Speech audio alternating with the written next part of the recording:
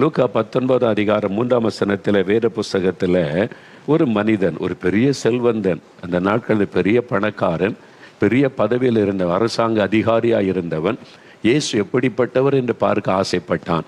இயேசுவை பற்றி எல்லாரும் சொல்கிறாங்க, இப்படிலாம் அற்புதம் நடக்குன்னு. நானே அவரை பார்க்கணுன்னு ஆசைப்பட்டு அவரை தேடி வந்தான்.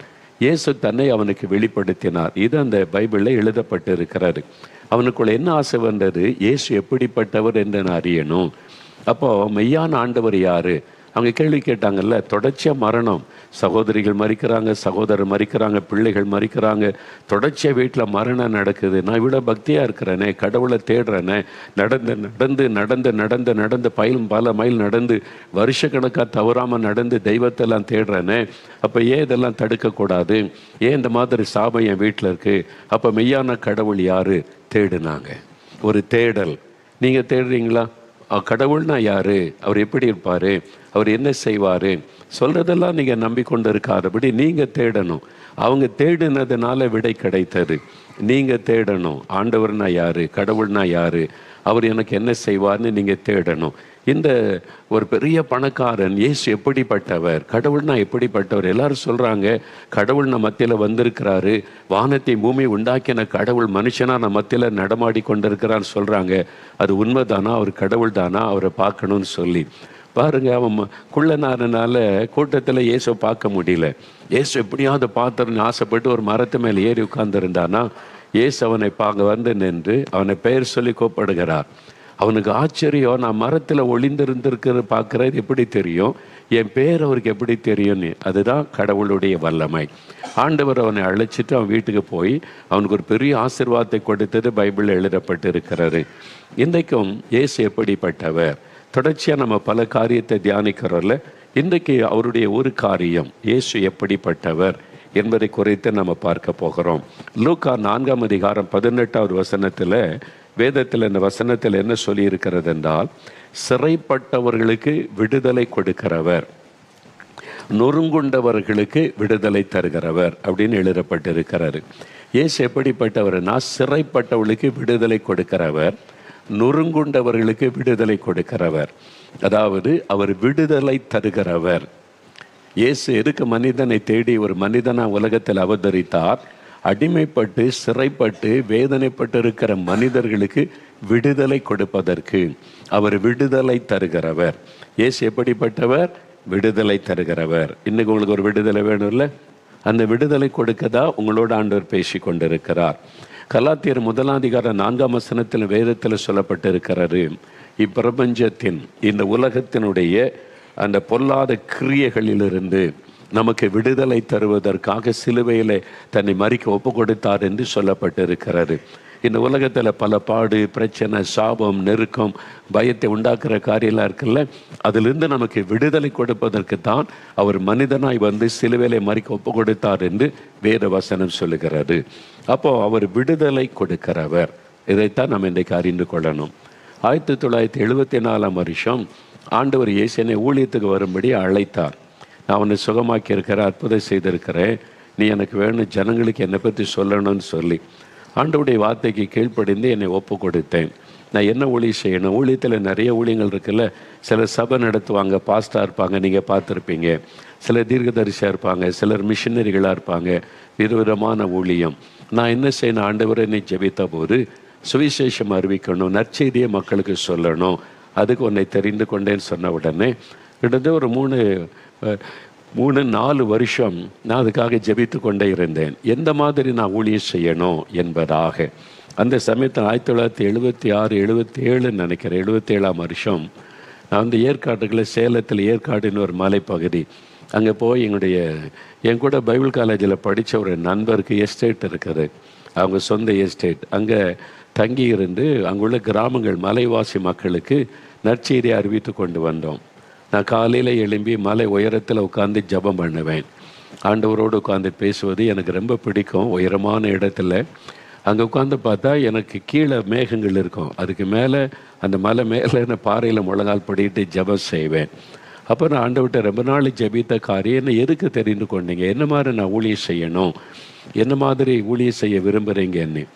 அப்போ அங்கே அந்த பாறையில் ஜெபித்து கொண்டிருக்கும் போது தான் இயேசு பேசினார், இந்த உலகத்தை பார், நிறைய மக்களை சாத்தான் அடிமையாக்கி வைத்திருக்கிறான். பாவ அடிமைத்தனம், சாப அடிமைத்தனம், பயத்துக்கு அடிமைத்தனம், வியாதிக்கு அடிமைத்தனம், இப்படி பலவிதமான அடிமைத்தனத்தில் மக்கள் கஷ்டப்படுறாங்க. பிசாசு அவங்களை சிறைப்பிடித்து அடிமையாக்கி வேதனைப்படுத்துகிறான். அவங்களுக்கு விடுதலை கொடுக்க தான் நான் இந்த உலகத்தில் வந்தேன். நீ அந்த விடுதலையின் செய்தியை மக்களுக்கு சொல்லணும். அதனால் நான் விடுதலையின் ஊழியத்துக்கு உன்னை தெரிந்து கொண்டேன். நீ மக்களுக்கு இந்த செய்தியை சொல்லி அவளுக்காக பிரார்த்தனை பண்ணும்போது நான் விடுதலை கொடுப்பேன். ஒரு விடுதலையின் ஊழியம் சொல்லி தான் இயேசு விடுவிக்கிறார் என்கிற பெயரை கர்த்தர் எனக்கு வெளிப்படுத்தினார். நானாக இதை யோசித்து ஆசைப்பட்டு வைத்தது அல்ல. ஆண்டவர் தெளிவாக என்னோட பேசி, இதுதான் உன்னுடைய ஊழியம், இதுக்கு தான் உன்னை தெரிந்து கொண்டேன், ஜனங்களுடைய விடுதலைக்காக நீ பிரார்த்தனை பண்ணு, நான் உங்களுக்கு அற்புதம் செய்வேன்னு சொல்லி பிரார்த்தனை பண்ணுறது தான் என் வேலை. ஜெபிக்கிறது, அற்புத விடுதலை கொடுக்கிறது இயேசு. அதனால தான் இயேசு விடுவிக்கிறார் இந்த பெயர் வைக்கப்பட்டது. இந்த ஊழியத்துக்கு அந்த பெயரை தேவன் கொடுத்தார். அதன்படி இன்றைக்கு பாருங்களேன், விடுதலை இன்றைக்கு வரைக்கும் ஆண்டவர் அதை செய்து கொண்டு நிறைவேற்றி வருகிறதை நாம் பார்க்கிறோம். அப்போ இந்த உலகத்தில் 2 விதமான வல்லமை கிரியை செய்கிறார். நீங்கள் அறிந்து கொள்ளும். ஒன்று தீய வல்லமை, பிசாசின் வல்லமை, அதாவது இருளின் வல்லமை. இவர் வல்லமை கிரியை செய்கிறார். அதான் சாத்தானுடைய வல்லமை, பேயனுடைய வல்லமை. அது மனிதனை பயமுறுத்தி மனிதனை அடிமைப்படுத்துவது, மனிதர்களை பலவிதமான அடிமைத்தனத்துக்குள்ளாக்கி சிறைப்பிடித்து அவருடைய வாழ்க்கையை சின்னாபின்னமாக்கிவிடும். பார்த்தீங்களா, பாவத்துக்கு அடிமையாக்கி அப்புறம் பயம், அப்புறம் மரண பயம், அப்புறம் தற்கொலை பண்ணி செத்துரு, டிப்ரெஷன், 1 by 1 அப்படியே பிசாசு கொண்டு வந்து மனிதர்களை அப்படியே சமாதானத்தை கெடுத்து நிம்மதியை குலைத்து அழிவுக்கு நேராய் நடத்துவது. அதுக்கு பின்னால் இருப்பது இந்த சாத்தானுடைய கிரியை, இந்த இருளின் வல்லமை. இதுதான் வேத புஸ்தகம் சொல்லுகிறது. இந்த பிசாசின் கிரியைகளை அழித்து மனிதர்களுக்கு விடுதலை கொடுக்கத்தான் இயேசு மனிதனாய் வந்தார். சிலுவையிலே மரித்து உயிர்த்தெழுந்த போது பிசாசின் கிரியைகள் மீது ஜெயம் எடுத்தார். அதனால தான் இயேசுவின் பெயரை சொன்னால் எல்லா பிசாசின் நடுங்கும். இந்த உலகத்தில் எவ்வளோ மந்திரவாதம் பில்லி சொன்னியெல்லாம் இருக்குது இல்லை? யார் யாரைய வச்சு மந்திரவாதம் பண்ணுறாங்க. என்னைக்காவது இயேசுவை வச்சு யாராவது மந்திரவாதம் பண்ணாங்கன்னு கேள்விப்பட்டிருக்கீங்களா? சரி, பார்க்கட்டுமே. அவ்வளோதான். இயேசுன்ற ஒரு பரிசுத்தமுள்ள ஒரு ஆண்டவர். அவரை வச்சு மந்திரவாதம்லாம் செய்ய முடியாது. மந்திரவாதிகள் நடுங்குவாங்க, பிசாசு நடுங்கும். என்றால் அவர் தான் பிசாசை ஜெயித்த ஒரே ஒரு ஆண்டவர். அதனால் நீங்கள் அறிந்து கொள்ளணும். இந்த பிசாசை குறித்து இயேசு சொல்லும்போது வேத புஸ்தகத்தில் யோவான் 10:10 இயேசு சொல்லுகிறார், இந்த திருடனாகிய பிசாசு வந்து அவன் திருடுகிறவனும் கொல்லுகிறவனும் அழிக்கிறவனுமாய் இருக்கிறான். பிசாசுக்கு எதுக்கு வருகிறான்? அவன் திருடவும் கொல்லவும் அழிக்கவும், மனிதருடைய சமாதானத்தை திருடிடுவான், மனுஷருடைய ஆரோக்கியத்தை திருடி விடுவான், மனுஷருடைய ஆசீர்வாதத்தை திருடி விடுவான். மனுஷருடைய வாழ்க்கையில் கொல்லுகிறது, அழிக்கிறது, இதெல்லாம் உண்டாக்குவது இந்த சாத்தான் என்கிற பிசாசு. இயேசு சொல்லுகிறார், இயேசு வந்தது மனிதர்களுக்கு நித்திய ஜீவனை கொடுக்க, அழியாத வாழ்வை கொடுக்க. இந்த உலகத்தில் இருக்கும்போது சந்தோஷ சமாதானம் மாத்திரம் அல்ல, மரணத்திற்கு பிறகு பரலோகத்தில் தேவனோட பரலோக ராஜ்யத்தில் மகிழ்ந்திருக்க இதை கொடுக்கக்கூடிய ஒரே ஒருவர் இயேசு மாத்திரம்தான். இந்த பிசாசை குறைத்து ஆண்டவர் சொல்லும்போது யோவான் 8:44 அவன் மனுஷ கொலை பாதகனாய் இருக்கிறான். பாருங்க, சாபத்தின் விளைவாக மரணத்தை பிறப்பிக்கிறவன், மரணத்திற்கு நேராய் மனிதரை நடத்தி செத்து போயிரு என்று சொல்லுகிறவன், அவன் மனுஷ கொலை பாதகன் என்று இயேசு சொல்லுகிறார். அவன் பொய்யனும் பொய்க்கு பிதாவுமாய் இருக்கிறவன். பொய் சொல்லுவான், பொய்யானதை, கடவுள் இல்லாததை கடவுளை நம்ப வைப்பான், பொய்யான ஆட்களை அவன் நம்ப வைப்பான். பக்தின்ற பேரில் மக்களை ஏமாற்றி அடிமைப்படுத்தி அவனுடைய பணத்தை எல்லாம் உறிந்து கொண்டு அவங்களை அடிமையாக்கி அப்படியே அவங்கள சிறைப்பிடித்து வைத்து விடுவான். என்றால் அவனை குறித்து இயேசு அப்படிதான் பைபிளில் சொல்லி இருக்கிறார். பொய்யன், அவன் பொய் பேசுவான், பொய்யான காரியத்தை நம்ப வைப்பான். இதை செஞ்சுட்டா சரியாரு, அதை செஞ்சுட்டா சரியாரு, இவ்வளோ பணம் செலவு பண்ணிட்டா சரியா, இந்த பரிகாரம் பண்ணிட்டா சரியாரும், ஒன்றாக அதை பொய் சொல்லி உங்கள் காசு எல்லாம் பிடி எடுத்துருவான். ஆனால் இலவசமாய் விடுதலை கொடுத்து, இலவசமாய் சுகம் கொடுத்து, இலவசமாய் நம்மை ஆசீர்வாதத்தை வாழ வைக்கிறவர் மெய்யான கடவுள். அப்போ 2க்குள்ள வித்தியாசத்தை நீங்கள் புரிந்து கொள்ளும்படி தான் இயேசு இதெல்லாம் சொல்லி வைத்திருக்கிறார். அப்போ நீங்கள் தான் யோசிக்கணும், மெய்யான கடவுள் யாரு? பொய்ன்னு ஒன்று இருந்தால் மெய்யான கடவுள் யாரு? இவங்க மெய்யன்னா பொய் என்னது, மெய் என்னது? நீங்கள் தேட ஆரம்பிச்சிங்கன்னா உங்களுக்கு விளங்கும், நீங்கள் அதை அறிந்து கொள்ள முடியும். சரி, பிசாசு இப்படி அடிமைப்படுத்துகிறான். ஆண்டவர் இயேசு விடுதலை கொடுக்க வந்தவர். அதனால்தான் அவர் விடுதலை தருகிற ஆண்டவர். முதலாவது, சாத்தான் ஒரு மனிதனை எதுக்கு அடிமைப்படுத்துகிறான் அப்படின்னு சொன்னால், யோவான் 8:34 இயேசு சொல்லுகிறார், பாவம் செய்கிறவன் எவனும் பாவத்திற்கு அடிமையாயிருக்கிறான். பாவம் ஒரு மனிதனை அடிமை ஆக்கிவிடும். அந்த வாலிப தம்பி சொன்னால, நான் இந்த ஹான்ஸு, அப்புறம் இந்த மாதிரி போதை தரக்கூடியது, அப்புறம் மதுபானம், இதுக்கெல்லாம் அடிமை ஆயிட்டேன், அது இல்லாமல் இருக்க முடியல. பாவத்துக்கு பின்னால் ஒரு ஆவி இருக்கிறது, அடிமைப்படுத்துகிற ஒரு ஆவி. வேத புஸ்தகத்தில் 1 யோவான் 3:8 பாவம் செய்கிறவன் பிசாசினால் உண்டாயிருக்கிறான் அப்படின்னு சொல்லப்படுகிறது. ஏன்னா ஒவ்வொரு பாவத்துக்கு பின்னால் ஒரு அசுத்த ஆவி இருக்கிறது, பாவத்தை செய்ய தூண்டுகிற ஆவி. இப்போ ஒரு குடிகாரன் எடுத்துக்கொள்ளுங்க. ஒரு சமயம் எங்கள் கிராமத்தில் ஒரு கூலி வேலை செய்கிறவர் கடினமாக நிலத்தில் உழைப்பார். ஒரு நாள் பேசும்போது சொன்னேன், நீங்கள் ஒரு நாளைக்கு வேலைக்கு போனால் எவ்வளோ கூலி கிடைக்கும்னு கேட்டேன். அவர் சொன்னார், நான் காலையிலே போயிடுவேன் ஐயா, வெயில் ஏறு வரைக்கும் நின்று நல்லா மம்பட்டி பிடிச்சி வெட்டி வேலை செய்துட்டு வந்தால் இவ்வளோ சம்பளம் கிடைக்கும். ஒரு நாளைக்கு எவ்வளோ மதுபானம் குடிப்பீங்க, சாராயம் குடிப்பீங்கன்னு கேட்டேன். அவர் கொஞ்சம் வெட்கப்பட்டார். ஆனால் சொன்னார், ஐயா நீ மரியாதையாக பேசுவார். அவர் சொன்னார், நான் இவ்வளோ குடிச்சிருவேன் ஐயா, மீதி பணத்தை கொண்டு போய் மனைவி கையில் கொடுப்பேன், அவளும் ஏதோ கூலி வேலை செய்கிறா, எங்கள் வாழ்க்கை நடக்கிறதுன்னு விரக்தியாக பேசினார். அப்போ அவர் சம்பாதிக்கிறதில் பாதிக்கு மேலே மதுபானத்துக்கு போயிடுது. அப்போ அவருடைய சரீரம் பாதிக்கப்பட்டு, அவருடைய குடும்பம் பாதிக்கப்பட்டு, நான் மெதுவாக பேசினேன், நீங்கள் இந்த மதுபானம் குடிக்கிறதுனால நீங்கள் சம்பாதிக்கிற பணம் வீணாக போகுது, இதை வீட்டுக்கு கொண்டு போனால் குடும்பம் எவ்வளோ நல்லாயிருக்கும், உங்கள் சரீரம் பாதிக்கப்படுது, இல்லை அதெல்லாம் நான் சொல்லி எதுக்கு குடிக்கணும் அப்படின்னு கவனமாக கேட்டுக்கிட்டே இருந்தார் கொஞ்ச நேரம். அப்புறம் சொன்னார், ஐயா என் மேலே நீங்கள் ரொம்ப அன்பாக இந்த ஆலோசனைலாம் சொல்கிறீங்க, ஆனால் என்னுடைய பிரச்சனை வேறு. என்னால் சாப்பிடாம வேண்டுமானா இருக்க முடியும், மதுபானம் இல்லாமல் என்னால் இருக்க முடியாது, விட முடியல, அது இல்லாமல் இருக்க முடியல, இல்லைன்னா பைத்தியம் பிடிச்ச மாதிரி ஆகிறது. அவ்வளோதான், துக்கத்தோடு அவர் போனார். அப்புறம் ஆண்டவர் சொன்னார், மகனே அவனுக்கு தேவை ஆலோசனை அல்ல, ஆலோசனை கொடுக்க நிறைய ஆட்கள் இருக்காங்க, அப்படி செஞ்சார் இப்படி செஞ்சால் அதில் ஆலோசனை கொடுக்க நிறைய பேர் இருக்காங்க. ஆலோசனையில் அவனுக்கு தேவை விடுதலை, டெலிவரன்ஸ். அவன் அடிமையாக்கப்பட்டு விட்டான், அந்த பாவத்துக்கு சாத்தான் அவனை அடிமையாக்கி விட்டான். மதுபானத்துக்கு பின்னால் இருப்பது குடிவெறியை தூண்டுகிற ஆவி, போதை வஸ்துகளுக்கு பின்னால் இருப்பது போதை வஸ்துகளை கொண்டு வந்து அடிமைப்படுத்துகிற ஒரு பிசாசின் ஆவி. அதனால தான் அது இல்லாமல் இருக்க முடியலன்றாங்க, மென்டலான மாதிரி ஆகுது, அது இல்லாமல் இருக்க முடியல. ஒரு வெத்தலை பார்க்க கூட அடிமையாக்கிறது இல்லை, பீடி சிகரெட் அடிமையாக்கி விடுகிறது இல்லை. அப்போ அந்த ஒரு பாவம் ரம்மி விளையாட ஆரம்பித்து அது இல்லாமல் மென்டல் மாதிரி ஆயிடுறாங்கல்ல, பணத்தெல்லாம் அது உறிஞ்சிக்கிட்டே இருக்கிறாங்க, உங்களை ஏமாற்றி விட முடியல. நிறைய பேர் வாழ்க்கையை இழந்து கொண்டு இருக்கிறாங்களே. அதுக்கு பின்னால் இருப்பது ஒரு ஆவி, பண ஆசையை தூண்டுகிற ஆவி, தூண்டி தூண்டி தூண்டி உங்களுடைய பணத்தை இழக்க வைத்து கொண்டு இருக்கிறது. அது மாதிரி பாவத்துக்கு பின்னால், விபச்சாரத்துக்கு பின்னால் இருப்பது இச்சையை தூண்டுகிற ஒரு ஆவி. இதெல்லாம் பைபிளில் சொல்லியிருக்குது, என்னென்ன ஆவிகள் கிரியை செய்கிறது என்று. அப்போ அந்த ஆவிகள் தான் கண்ணுக்கு தெரியாதில்ல, நமக்குள்ளே நுழைந்து நம்மை தூண்டி, பாவம் செய்ய தூண்டி, அடிமையாக்கி சிறைப்பிடித்து நம்முடைய சமாதானத்தை எல்லாம் பிசாசு கெடுத்து விடுவான். அதுலேருந்து விடுதலை பெறணுமானா, வெறும் பக்தியாக நான் சாமி கும்பிட்டேன், பக்தியாக இருந்தால் பரிகாரம் பண்ணேன், ஒன்றும் நடக்காது. அறிந்து கொள்ளுங்க, இந்த பிசாசை ஜெயித்த ஒரு ஆண்டவர், அவர் தான் விடுதலை தர முடியும். பிசாசை யார் ஜெயித்தான்னு பாருங்க, சாத்தானை ஜெயித்து வெற்றி சிறந்தவர் இயேசு கிறிஸ்து தான். பிசாசை ஜெயித்து, மரணத்தை ஜெயித்து, அவர் உயிரோடு கூட எழுந்து, அவருடைய பேரை கேட்டால் தான் பிசாசு நடுங்கும், அவர் பேரை கேட்டால் தான் விடுதலை உண்டாகும். அதனால் நீங்கள் இன்றைக்கி பாவத்தில் பிடிபட்டு சிக்கொண்டு விடுதலை பெற முடியாமல் இருக்கீங்களா? அந்த தம்பிக்கு ஆண்டவர் விடுதலை கொடுத்தார்ல, சாட்சி சொன்னாங்களே, அந்த தம்பி எத்தனை நாள், எத்தனை வருஷம், 5 வருஷம் மதுபானம், 7 வருஷம் இந்த போதை, அந்த பொருட்கள் எல்லாத்துலேயும் இந்த விடுதலை. அந்த ஆவி அவரை விட்டு வெளியேறி போனது உடனே விடுதலை. இன்றைக்கி உங்களுக்கு விடுதலை தேவை. மதுபானத்திலிருந்து, போதை வஸ்துகள்லேருந்து, ஏதோ ஒரு பாவ பழக்கத்தில் சிக்கியிருக்கேன், விடுதலை தேவை. இயேசு விடுவிக்கிற ஆண்டவர், அவர் உங்களுக்கு இன்றைக்கி விடுதலை தருவார். விடுதலை வந்த உடனே சமாதானம், உள்ளத்தில் சந்தோஷம், மகிழ்ச்சி வந்துவிடும். ரெண்டாவது நீங்கள் பார்த்தீங்கன்னா, இந்த சாத்தான் மனிதனை அடிமைப்படுத்துகிற இன்னொரு பகுதியே நம்முடைய சரீரம்.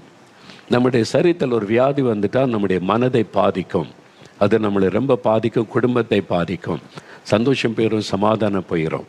வேத புஸ்தகத்தில் பரிசுத்த லூக்கா எழுதின சுவிசேஷம் 10வது அதிகாரம் 13வது அதிகாரம், லூக்கா 13ஆம் அதிகாரம் 10-16 வாசிக்கும் போது ஒரு சம்பவம் எழுதப்பட்டு இருக்கிறாரு. ஒரு பெண் கூனியாக இருந்தாள், 18 வருஷம் அவள் கூன் விழுந்த நிலைமையில் குனிந்து தான் நடக்க முடியும். அவள் ஆண்டவர் மேலே அன்பு இருந்தது, விசுவாசம் இருந்தது, ஆராதனைக்கு வந்து அமர்ந்திருக்கிறாள். 18 வருஷ வேதனை. அவளுக்கு ஏதோ ஒரு வியாதி அப்படின்னு தான் எல்லாம் நினைச்சாங்க. ஆனால் இயேசு அன்றைக்கு அவளை சந்தித்த உடனே இயேசு அறிந்து கொண்டார், இது ஒரு சாதாரண வியாதி அல்ல. சாத்தான் அவளை கட்டி வைத்திருக்கிறான், அவனுடைய சரீரத்தை கட்டி வைத்திருக்கிறான். வசனம் சொல்லுற 16ஆம் வசனம் பாருங்க, நான் வாசிக்கிறேன். லூக்கா 13:16. இதோ சாத்தான் 18 வருஷமாய் கட்டியிருந்த ஆபிரகாமின் குமாரத்தியாக இவளை இந்த கட்டிலிருந்து அவிழ்த்து விட வேண்டியது அவசியம் அல்லவா அப்படின்னு ஆண்டவர் சொல்றார். அந்த கட்டு அறுக்கப்பட்டவனே நிமிர்ந்து தேவனை மகிமைப்படுத்தினால் வியாதி போய்விட்டார்.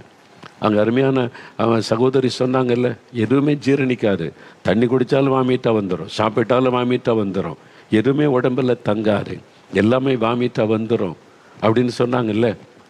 அதனால் கிட்னி பாதிக்கப்பட்டு போச்சுது. அப்போ சரீரத்தை பாதிப்புக்குள்ளாக்கி 2 வருஷம் படுக்க தான். அப்படி எவ்வளோ பெரிய வேதனைல அவங்களுக்கு வேதனை. ஏன் வாழணுன்ற மனுஷன் வெறுத்து போய்விட்டார். நான் சாக போகிறேனோ இன்னும் அவ்வளோதானோன்ற பயம், குடும்பமே துக்கத்தில் ஆகிவிட்டார். இதுதான் பிசாசனுடைய கிரியை. வியாதிக்கு நம்ம அடிமையாக்கி சரீரத்தை முடக்கி வேதனைப்படுத்துகிற ஒரு காரியம் இது. பாருங்கள், ஒருத்தர் வந்து ஒரு 20 வருஷம் முடக்குவாதம்னு தெரியல உங்களுக்கு. அதாவது ஆர்த்தரைட்டிஸ், ஜாயிண்டாக வலிக்கும், அப்படியே கைவரெல்லாம் அப்படியே மடங்கி இருக்கும், அப்படியே அந்த மொழியெல்லாம் வீங்கிடும், அப்படியே வீக்கமாக இருக்கும், அந்த முழங்கால் வீங்கி இருக்கும், அதெல்லாம் வீங்கி இருக்கும், அப்படியே அந்தந்த தண்ணீர் கொத்த மாதிரி வீங்கி இருக்கும். டாக்டர் சொல்லிடுறோம், இதுக்கு மருந்து, சுகமாக்குறதுக்கு மருந்து கிடையாது, இதுக்கு மேலே வராமல் இருக்க கட்டுப்படுத்தல், அவ்வளோதான். அந்த வலி வேதனை மாத்திரை போட்டுக்கொள்ளுங்க, சமாளித்து கொள்ளுங்க, சாகும் வரைக்கும், அவ்வளோதான். இந்த மாதிரி தான் கஷ்டப்பட்டு கொண்டு இருந்தாங்க. மொழி அப்படியே வீங்கி இருக்கும், அப்படியே வலிக்கும் ஜாயிண்டெல்லாம். அது பயங்கரமான ஒரு வேதனை கொடுக்கக்கூடிய ஒரு கொடிய வியாதி தான். ஆனால் அவங்க இயேசுவை கூப்பிட்ட போது ஜெப நேரத்தில் நம்ம நிகழ்ச்சியை பார்த்து ஜெபிக்கும் போது ஒரு ஆவி அவங்கள விட்டு அப்படி வெளியேறினார். ஒரு ஆவி அவங்களுடைய சரீரத்தை விட்டு அப்படி வெளியேறி போகுது. அவங்க கண் முன்னால் அந்த வீக்கமெல்லாம் மறையுதான், அப்படியே வீக்கெல்லாம் கண் முன்னாலே மறையுது, முழங்கால இருக்கிற வீக்கம் மறையுது, இந்த மொழிகள் இந்த வீக்கம் மறையுது, நார்மல் ஆகிவிட்டது. அப்போ இத்தனை வருஷம் அந்த வேதனைக்குள்ளே வைத்திருந்தது என்னது? ஒரு பொல்லாத ஆவி, ஒரு பிசாசு அந்த வியாதிக்குள்ளாக்கி அவங்களை முடக்கி வச்சிருந்தான். எல்லா வியாதியுமே பிசாசினால் வந்து இது சொல்லிடக்கூடாது, அப்படி கிடையாது. சில வியாதிகள் அதுக்கு பின்னால் இருப்பது பிசாசின் ஆவி. அவன் வந்து அதுக்கு தான் மருந்தே இருக்காது. மருந்தே இல்லைன்னு சொல்லிட்டு நீங்கள் அறிந்து கொள்ளுங்க, அதுக்கு பின்னால் ஒரு ஆவி இருக்குது, அதுதான் முடக்கி போடுகிறதுன்னு சொல்லி. ஆனால் அந்த ஆவி வெளியேறின உடனே விடுதலை. இன்றைக்கு உங்கள் சரீரத்தில் பாருங்கள், அந்த ஆவி வெளியேறின உடனே சுகம், ஆண்டோடைய வல்லமை தொட்ட உடனே அவனுடைய ஜீரண உறுப்பு செயல்படுது. இப்போ சாப்பிட்றாங்க, வாமிட்டு வரல, கிட்னி செயல்பட ஆரம்பிச்சது, கிட்னி மரித்து போன கிட்னி செயல்பட ஆரம்பித்து விட்டது. மரித்து போனவனுடைய உறுப்பை இயேசுடைய வல்லமை தொடும்போது செயல்படும். பாதிக்கப்பட்ட இருதயம் புது இருதயமாக மாறும், பாதிக்கப்பட்டவனுடைய கண்கள் புது கண்களாக மாறும், பாதிக்கப்பட்டவனுடைய கர்ப்பப்பை புதிய கர்ப்பப்பையாக மாறும், பாதிக்கப்பட்டு இருக்கிற உங்களுடைய சிறுநீரகம், அதனுடைய லிவர், உங்களுடைய லங்ஸ் புதிதாய் மாறும். இயேசுடைய ஒரு தொடுதல், அவருடைய வல்லமை இறங்கும் பொழுது உடனே உடைய சரீரத்தில் ஒரு மாற்றம் உண்டாகும். இன்றைக்கு நீங்கள் விசுவாசிங்க, விடுதலை. இயேசு அப்படிதான் மக்களை விடுதலையாக்குகிறவராய் சுற்றி தெரிந்தார். பிசாசின் வல்லமையில் அகப்பட்ட யாவரையும் இயேசு விடுதலை கொடுத்து குணமாக்குகிறவராய் சுற்றி தெரிந்தார் என்று இயேசுவை பற்றி வேதத்தில் சொல்லப்பட்டு இருக்கிறாரு. அவர் வந்து மதத்தை பற்றி பேசவே இல்லை. எந்த இடத்துல இயேசு மதத்தை பற்றி, கொள்கைகளை பற்றி, தத்துவங்கள் எல்லாம் பேசலை. அது யாருக்கு பிரயோஜனப்படும்? அந்த நேரம் கேட்க ரசிக்க நல்லா இருக்கும், வாட் இஸ் த யூஸ்? அதனால எனக்கு என்ன பிரயோஜனம் இல்லை. இயேசு அதுக்கு வரலை. மனிதர்கள் மேலே அன்பு கூர்ந்து மனதுருகி அடிமைத்தனத்தில் இருக்கிற மக்களுக்கு விடுதலை கொடுத்து அவங்களை மகிழ்ச்சியாக்கி வாழ வைப்பதற்கு வந்த ஆண்டவர் இயேசு கிறிஸ்து. அதனால அந்த ஆண்டவர் மக்களை பார்த்து மனதுருகி அற்புதங்களை செய்தார் என்று வாசிக்கிறோம். இந்த மக்களை குணமாக்கினார். அப்போ பிசாசு பாவ அடிமைத்தனத்தை கொண்டு வரான், வியாதினால நம் சரீரத்தை அடிமைப்படுத்துகிறான். மூன்றாவது நீங்கள் பார்த்தீங்கன்னா வேத புஸ்தகத்தில் மார்க் 5ஆம் அதிகாரத்தில் முதல் 3 வசனத்தை நீங்கள் வாசிக்கும் போது ஒரு சம்பவம் எழுதப்பட்டிருக்கிறது. மார்க் 5ஆம் அதிகாரம் முதல் 3 வசனம். பின்பு அவர்கள் கடலுக்கு அக்கறையில் உள்ள கதரேனருடைய நாட்டில் வந்தார்கள். இயேசுவும் அவருடைய சீஷர்களும் கதரேனருடைய நாடு, இது கலிலேயா கடற்கரை ஓரத்தில் இருக்கிற ஒரு பகுதி. நான் போயிருக்கேன், அந்த பகுதியை பார்த்துருக்கிறேன். அந்த பகுதிக்கு இயேசு படவிலிருந்து இறங்கின உடனே அசுத்த ஆவி உள்ள ஒரு மனுஷன் பிரேத கல்லறைகளுக்குள்ளிருந்து அவருக்கு எதிராக வந்தான். கல்லறை தோட்டம், மக்களை பறிப்பாங்கள, இறந்து போனவங்கள, அதுக்குள்ளேருந்து ஒரு மனிதன் வருகிறான். அவனுடைய குடியிருப்பு கல்லறைகளிலே இருந்தது. அவனை சங்கிலிகளாலும் கட்ட ஒருவராலும் கூடாதிருந்தது. அவன் அநேகந்தரம் விலங்குகளினாலும் சங்கிலிகளால் கட்டப்பட்டிருந்தும் சங்கிலிகளை முறித்து விலங்குகளை தகர்த்து போடுவான். அவனை அடக்க ஒருவனாலும் கூடாதிருந்தது. சங்கிலிகளெல்லாம் கட்டி பார்த்தாங்க, உடைச்சி எறிஞ்சிருவான். விலங்குகளை உடைச்சி எறிஞ்சிருவான். வஸ்திரத்தை கிழித்து போட்டுட்டு கற்களை எடுத்துக்கொண்டு தன் சரீரத்தை காயப்படுத்தி கூக்குரலிடுவான், சத்தமிடுவான். ஏன் அப்படி நடக்கிறான்னா அவனுக்குள்ள அசுத்தாவி இருந்தது. 1-2 ஆவி இல்லை, ஆயிரக்கணக்கான அசுத்தாவி. லேகியோன் என்பது அந்த பெயர். லேகியோன் என்றால் அது ஒரு 6000 பேர் கொண்ட ஒரு பெட்டாலியன். ரோம படையில் அவங்களுக்கு தான் ஒரு லேகியோன்னு சொல்லுவாங்கன்னு சொல்கிறாங்க. சிலர் 2000ன்றாங்க, சிலர் 6000ன்றாங்க. எப்படி இருந்தாலும் 2000த்துக்கு அதிகமான அசுத்த ஆவிகள் ஒரு மனிதனுக்குள்ள. ஒரு பிசாசு வந்தாலே தாங்க முடியல. 2000 பிசாசு ஒரு ஆளுக்குள்ளே எப்படி இருப்பான் பாருங்க. யாரும் அடக்க முடியல, எல்லாம் பயப்படுவாங்க. அவன் செய்கிறது என்னதுன்னு அவனுக்கு தெரியல. அந்த சகோதரி சொன்னாங்க, பார்த்தீங்களா, எனக்கு தெரியல நான் செய்தது.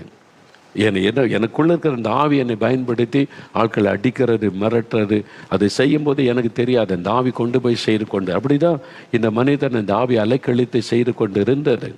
ஆனால் இயேசு வந்தார், அவனுக்கு விடுதலை. அந்த அசுத்தாவி அவனை விட்டு போ, ஒரே ஒரு வார்த்தை தான் சொன்னார், அவனை விட்டு போ. இயேசுக்கு கண்டால பிசாசு நடுங்க, அவ்வளோதான். அதுக்கு மந்திரம் போடணும், அதை செய்யணும், பலி கொடுக்கணும், ஒன்றும் இல்லை, ஒரே ஒரு வார்த்தை, அவ்வளோதான். இப்போ இவங்கெல்லாம் இன்றைக்கி யோசித்து பாருங்கள், விடுதலை பற்றி சாட்சி சொன்னாங்கல்ல, அவங்க என்ன பண்ணாங்க? அதுக்கு பலி கொடுத்து பரிகாரம் செய்ய, அது இது காசு கொடுத்து வாங்கிட்டு வந்து அதை செய்து எதுவும் செஞ்சாங்களா? இயேசுன்ற பெயரை சொன்னாங்க, விடுதலை, அவ்வளோதான். சிம்பிள். அதுதான் கடவுளுடைய வல்லமை என்பது. நீ அது கொண்டு வரணும், இது கொண்டு வரணும், இதை செய்யணும் கேட்டால் எங்கே, வேர் இஸ் காட்? அப்போ கடவுளுக்கு என்ன வல்லமை? இயேசுன்ற பேரை சொன்ன விடுதலைங்க. இயேசுடைய பேரை சொன்ன பிசாசு ஓடுதுங்க. எத்தனை ஆயிரம் சாட்சிகளை நிறுத்த முடியும்? கிறிஸ்தவர் அல்லாதவங்க தான், பக்தியாக இருந்தவங்க தான் எத்தனை பேர் சாட்சி சொல்கிறாங்க, வாழ்க்கையில் நடந்தது. இதுக்கு மேலே உங்களுக்கு என்ன வேணும்? நீங்களே யோசிங்க. உங்களுக்கு இலவசமாக விடுதலை வேணுமா? நீங்கள் பணம் கொடுத்து இப்படி தான் போவீங்கன்னா அது உங்கள் விருப்பம். நீங்கள் யோசித்து பாருங்கள், இலவசமாக விடுதலை கொடுக்கிற ஒரு அற்புதமான ஆண்டவர் உங்களை தேடி வந்திருக்கிறார். நான் உனக்காக இந்த உலகத்தை சிருஷ்டித்து உனக்காக மரித்து உயிர்த்தெழுந்த ஆண்டவர். நீ என்னை விசுவாசித்து அவனுக்கு விடுதலை. யோசித்து பாருங்கள் நீங்களே. இயேசு யாரையும் கட்டாயப்படுத்துவதில்லை. ஒரு ஊருக்கு போனால் இயேசு கிறிஸ்துவ எங்கள் ஊருக்கு வராதுங்க அப்படின்னு சொன்னாங்க. இயேசு ஒன்று அப்படியா, சரிங்க அப்படின்னு போயிட்டே இருந்தார், அவ்வளோதான். அவர் பயமுறுத்தி, நான் ஏன் வரக்கூடாது, நான் யார் தெரியுமா, என்னுடைய வல்லம் என்ன தெரியுமா? இயேசு அப்படிலாம் பேசலை. வர வேண்டாமா, சரின்னு போயிட்டார். திருப்பி அவங்களா இயேசு வரணும்னு விரும்பி ஏற்றுக்கொண்டாங்க. இயேசு யாரையும் பயமுறுத்தவ மாட்டார், கட்டாயப்படுத்த மாட்டார். சொப்பனத்தில் பயமுறுத்தி நீ இங்கே வா, 4 மாடிக்கு நடந்து வா, இல்லைன்னு செத்த நீ அதை செய் இதை செய் பரிகாரம் பண்ண, அப்படிலாம் இயேசு யார்கிட்டையும் பேச மாட்டார். என்னால் ஒரு கடவுள். பிசாசு தான் அப்படிலாம் பேசுவான். மக்களை வஞ்சித்து ஏமாற்றி பயப்படுத்தி அவங்களை அடிமையாக்கி இங்கே வா அங்கே வா, அதை செய் இதை செய் இதை செய்யாட்டா அவ்வளவுதான் அப்படின்னு சொல்றதெல்லாம் பிசாசு, பயமுறுத்துகிறவன். கடவுள்ங்கிறோடு செய்ய மாட்டார். அவர் நம்முடைய தகப்பன் தானே, நமக்கு அப்பான்னு கூப்பிடலாம். அவர் உரிமையோடு சொல்லலாம், ஏசப்பா அப்படி கூப்பிடுறாங்கல்ல, அப்படி கூப்பிட முடியும். என்னால் அவர் கடவுள், நம்முடைய சிருஷ்டித்த தேவன். அந்த ஆண்டவர் தான் உங்களை பார்த்து சொல்ல, என் மகனே மகளே, நான் உனக்கு விடுதலை தரேன், பயப்படாத. மந்திரவாதம் பண்ணிட்டாங்க, பண்ணட்டும், நான் இருக்கிற உனக்கு. இயேசுடைய பேரை சொல்லுங்க, மந்திரவாதம் அழியும், வில்லிசூனியம் அழியும், எல்லா பிசாசின் கிரியைகளும் அழியும், விடுதலை உண்டாகும். அதனால பிசாசு கட்டல அவனுக்கு விடுதலை. 2000க்கு மேற்பட்ட அசுத்தாவி இருந்துச்சு. இயேசு அவனை அந்த ஆவியை கடிந்து கொண்டார், விடுதலை. இப்போ அவனுக்கு வஸ்திரம் கொடுத்து நல்ல புது மனிதனாய் மாறிவிட்டான். இந்த அற்புதம் இருக்கு. அன்றைக்கு அற்புதம் நடந்தல, இன்னைக்கு நடக்குது இல்லை? இன்னைக்கு அந்த சாட்சிகளை கொண்டு நிறுத்துறார்ல. அன்றைக்கு மாத்திரமல்ல, இன்றைக்கும் அற்புதம் செய்கிறவர் இயேசு. அவர் தான் கடவுள், எக்காலத்திலும் கிரியை செய்கிறவர். என்னைக்கோ நடந்துச்சோம், எப்போவோ நடந்துச்சான், எங்கோ ஏதோ சொல்லியிருக்கிறான் அப்படி நம்புறாங்க. இப்படி இல்லை, இப்போ செய்யணும், இன்னைக்கு நடக்கணும். இன்றைக்கு அந்த மாதிரி மக்களுக்கு விடுதலை, சுகமும் அற்புதங்களும் நடக்கணும். இலவசமாக விடுதலை கொடுக்கணும், அற்புதம் செய்யணும். அவர் தான் என்றென்றைக்கு ஜீவித்திருக்கிற கடவுள் என்கிறவர். செய்கிறார்ல இன்றைக்கு. அவர் தான் உங்கள் வீட்டுக்கு தேடி வந்த, வானத்தையும் பூமியை உண்டாக்கின கடவுள் உங்களை தேடி உங்கள் வீட்டுக்கு வந்திருக்கிறாருங்க. உங்களை தேடி வந்திருக்கிறார். உங்கள் மேலே அவர் அன்பு வைத்திருக்கிறார். அவர் எந்த மதம், ஜாதி, இனம், எந்த வித்தியாசம் பார்க்க மாட்டார். நான் உன்னை நேசிக்கிறேன், உனக்கு என்ன வேணும், உனக்கு என்ன விடுதலை வேணும்? பாவத்திலிருந்து விடுதலை வேணுமா? வியாதியிலிருந்து விடுதலை வேணுமா? பிசாசு கட்டிலிருந்து விடுதலை வேணுமா? மெய்யாகவே விடுதலை ஆவீர்கள். இயேசு கிறிஸ்து மனிதனுக்கு விடுதலை வாழ்வு கொடுக்க வந்த ஆண்டவர். நீங்கள் மெய்யாகவே விடுதலை ஆவீர்கள். யோவான் 8:36 இயேசு கிறிஸ்து விடுதலையாக்கினால் மெய்யாகவே விடுதலை ஆவீர்கள். இந்த விடுதலை எப்படிங்க இயேசுவால் மட்டும் முடியுது அப்படின்னா, மனிதனுடைய பாவம், வியாதி, சாபம், எல்லா வேதனைகள் அதை சிலுவையிலே சுமந்தார். நம்ம பரிகாரம்னு சொல்கிறோம்ல, இதெல்லாம் இருக்குது. தோஷம் இருக்குது, உங்களுக்கு சனி உச்சத்தில் இருக்குது, சுக்கிரன் அங்கே இருக்குது, கெட்ட நேரம், இன்னும் ஒன்று செய்ய. ஆனால் பரிகாரம் இருக்குது, பரிகாரம் செய்யுங்கன்றாங்கல்ல. அப்போ பரிகாரம் செய்தால் மாற்றம் வருதில்லை. அதுக்கு பணம் கேட்குறாங்க, என்னென்னோ செய்ய சொல்கிறாங்க. ஆனால் இயேசுகிட்ட இலவசமாக எப்படி எல்லாம் நடக்குது தெரியுமா? அவரே பரிகாரி. பைபிள் இருக்கு, அவரே பரிகாரி. இயேசு தான் பரிகாரி. அவர் பரிகாரத்துக்காக தன்னை சிலுவையிலே பலியாய் கொடுத்தார். பரிகாரம்னு சொல்லி ரத்த பலி கொடுப்பாங்க, பார்த்துருக்கீங்களா? இனி பலி தேவையில்லை. இயேசு கடவுளை மனிதனாய் வந்து தன்னை பலியாய் கொடுத்து பாவம், சாபம், வியாதி எல்லாத்துக்கும் பரிகாரத்தை உண்டாக்கிட்டார். இனி ஒரு பலி தேவையில்லை, இன்னொரு ரத்த சிந்தை தேவையில்லை. கடவுள் மனிதனாய் வந்து தன் பரிசுத்தமுள்ள ரத்தத்தை சிந்தி பரிகாரத்தை உண்டாக்கிட்டார். இப்போ விசுவாசித்தால் போதும் விடுதலை. இயேசு என்னுடைய பரிகாரி, எனக்காக எல்லாத்தையும் சிலுவையில் செஞ்சு முடித்துட்டார், இயேசுவின் நாமத்தில் என் விடுதலைன்னு விசுவாசித்தா போதும் உடனே விடுதலை தான். அவ்வளோதான், ரொம்ப சிம்பிள். கடவுள்கிட்ட இருந்து சுகம், ஆசீர்வாத, விடுதலை பெற ரொம்ப சுலபம். உங்களை வருத்தி கொள்ள தேவையில்லை, உங்களை காயப்படுத்த தேவையில்லை, உங்கள் பணத்தை செலவு பண்ண தேவையில்லை. விசுவாசத்தோட இயேசுன்ற பெயரை சொல்லி பாருங்க, உங்களுக்கு ஒரு விடுதலை